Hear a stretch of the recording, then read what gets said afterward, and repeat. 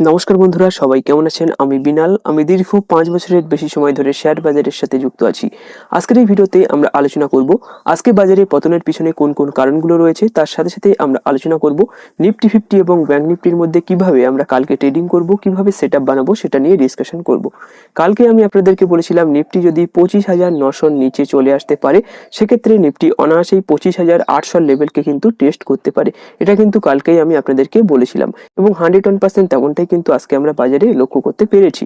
তো যারা আমাদের ভিডিও কন্টিনিউয়াসলি দেখে তারা কিন্তু সেখান থেকে একটা বেনিফিট পেয়ে গিয়েছে। তো ভিডিও শুরুর আগে সবাইকে রিকোয়েস্ট করবো, যারা প্রথমবার ভিডিওটি দেখছেন অবশ্যই চ্যানেলটিকে সাবস্ক্রাইব করে রাখবেন। আপনি এই চ্যানেল থেকে ট্রেডিং সম্পর্কিত যাবতীয় তথ্য সম্পূর্ণ ফ্রিতে আপডেট পেয়ে যাবেন। তো আসুন দেরি না করে ভিডিওটি এবার শুরু করি। তো প্রথমে আমরা ফান্ডামেন্টাল কারণগুলো নিয়ে ডিসকাশন করব, তারপর আমরা টেকনিক্যাল চার্টে নিফটি 50 ব্যাংক নিফটির মধ্যে কিভাবে ট্রেডিং করব সেটা নিয়ে ডিসকাশন করব। তো এখানে ফার্স্ট রিজন আমাদেরকে কি বলছে? ফার্স্ট রিজন বলছে আইটি সেক্টরে অ্যানথ্রপিক শক। তো কি বলছে আসুন জেনে নিই। আজকের বাজারের সবচেয়ে বড় নেতিবাচক দিক হলো নিফটি আইটি ইন্ডেক্সের 4% থেকে 5%-এর পতন। বিশেষজ্ঞরা একে অ্যানথ্রপিক শক বলেছেন। এর কারণটা কি? কারণ হচ্ছে কৃত্রিম বুদ্ধিমত্তা বা এআই এর অভাবনীয় উন্নতি ভারতীয় আইটি কোম্পানিগুলোর ভবিষ্যৎ কাজের মডেল নিয়ে দুশ্চিন্তা বাড়িয়ে দিয়েছে। ভয় কাজ করছে যে এআই হয়তো কোডিং এর এবং রক্ষণাবেক্ষণের কাজে মানুষের জায়গা নিয়ে নেবে।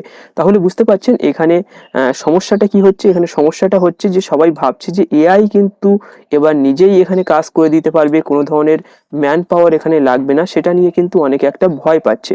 ঠিক আছে, তো এর প্রভাবে বড় বড় কোম্পানিগুলো, জায়ান্ট কোম্পানি যেগুলো রয়েছে তার দর কিন্তু প্রচন্ড এখানে ফল করেছে।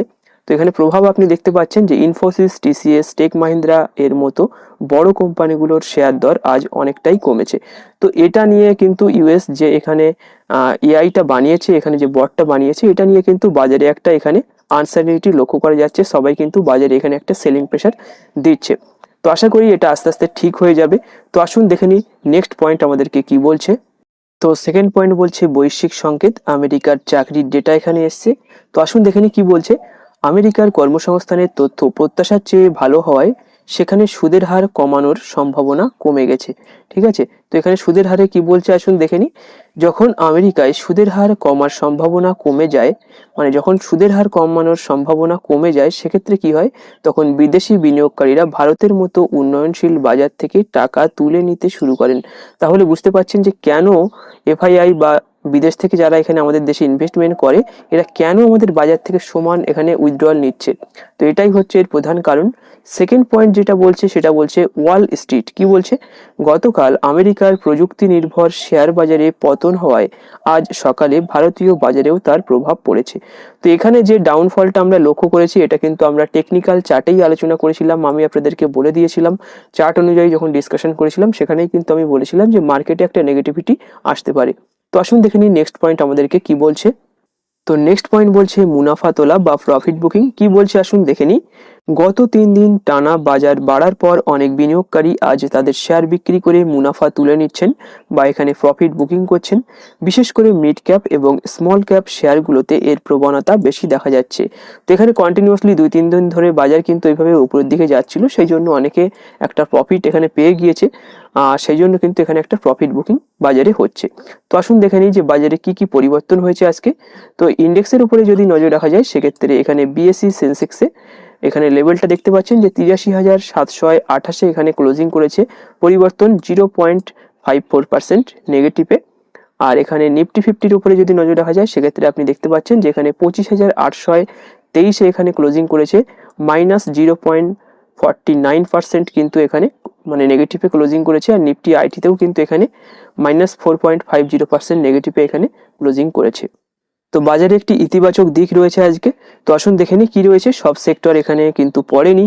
কি বলছে যে ব্যাংকিং সেক্টর, যার ভিতরে কোন কোন স্টক রয়েছে, এসবিআই, আইসিআইসিআই ব্যাংক এবং অটোমোবাইল সেক্টরের ভিতরে ইচার মোটর রয়েছে। তো এই সেক্টরগুলো আজ কিছুটা স্থিতিশীল রয়েছে, যা বাজারকে আরো বড় পতনের হাত থেকে রক্ষা করেছে।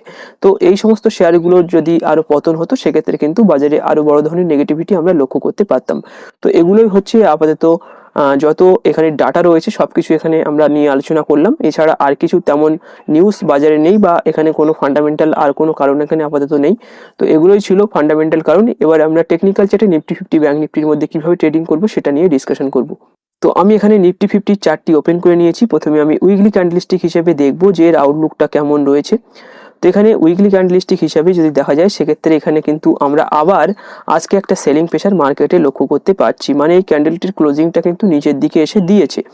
তো এখানে এখনো পর্যন্ত 25,500-র উপরে ট্রেড করছে, যেটা আমাদের স্ট্রং সাপোর্ট লেভেল রয়েছে। তো আসুন দেখে নিই ডের ক্যান্ডেলস্টিক আমাদেরকে কি বলছে। তো ডের ক্যান্ডেলস্টিক দেখলে আমরা ভালোভাবে এখানে বুঝতে পারছি যে এখানটায় আপনি দেখতে পাচ্ছেন যে ক্লোজিংটা কিন্তু নিচের দিকে এসে দিয়েছে, মানে উপর থেকে স্টার্টিং করে ক্যান্ডেলস্টিকটা নিচে এসে ক্লোজিং দিয়েছে, মানে এখানে কিন্তু একটা সেলিং প্রেশার লক্ষ্য করা যাচ্ছে বাজারে। তো আমি এখানে 4 মিটার ক্যান্ডেলস্টিক হিসাবে নিফটির চার্টটিকে ওপেন করে নিয়েছি। কিভাবে ট্রেডিং করবো আসুন সেটা সংক্ষেপে জেনে নিই। তো খুবই সিম্পল। কালকে যে দেখুন যেখানে যে লেভেলটাই মার্কেট চলছে এটা কিন্তু একটা এখন এই মুহূর্তে একটা রেজিস্ট্যান্সের কাজ করছে, মানে 800 যে লেভেলটা রয়েছে এটা কিন্তু এই মুহূর্তে একটা রেজিস্ট্যান্সের কাজ করছে। তো কিভাবে ট্রেডিং করব, দেখুন এখানে একটা গ্যাপ রয়েছে, এই গ্যাপটাকে ফিল করার জন্য বাজার কিন্তু আসতে পারে। তো যে লেভেলটায় বাজার চলছে ওই লেভেলটা থেকে আমরা শর্ট করব এবং আমাদের টার্গেট হবে এখানে 25,700-র কাছাকাছি। এবং আমাদের স্টপ লসটা কোথায় হবে, আমাদের স্টপ লসটা কিন্তু এই রেড ক্যান্ডেলের ঠিক উপরে হবে। 25,830-এর এখানটায় কিন্তু আমাদের স্টপ লস লেভেল হবে। যদি কোনো ধরনের গ্যাপ আপ ওপেনিং না হয়, ফ্ল্যাট ওপেনিং হয়, সেক্ষেত্রে কিন্তু আমরা শর্ট করব এবং আমাদের স্টপ লস লেভেল 830-এর কাছাকাছি থাকবে। আর যদি বাজার এখান থেকে ডিরেক্টলি উপরে যাওয়া শুরু করে সেক্ষেত্রে আমরা কিভাবে ট্রেড করব, সেক্ষেত্রে আমাদের এখানে 900-র কাছাকাছি আমাদের এখানে একটা রেজিস্ট্যান্স লেভেল রয়েছে।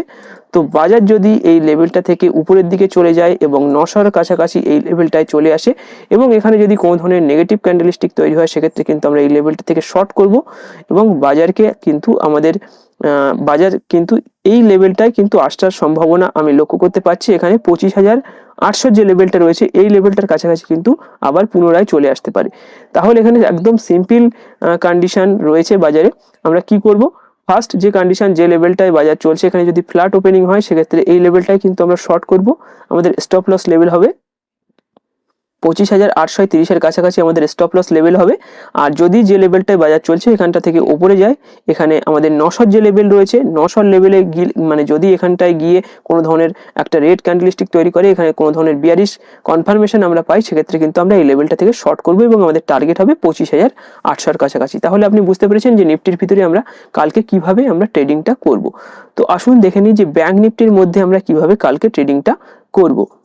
তো এখানে আমি ব্যাংক নিফটির চার্টটি ওপেন করে নেব। প্রথমে আমি ডের ক্যান্ডেলস্টিক হিসেবে একবার দেখে নেব।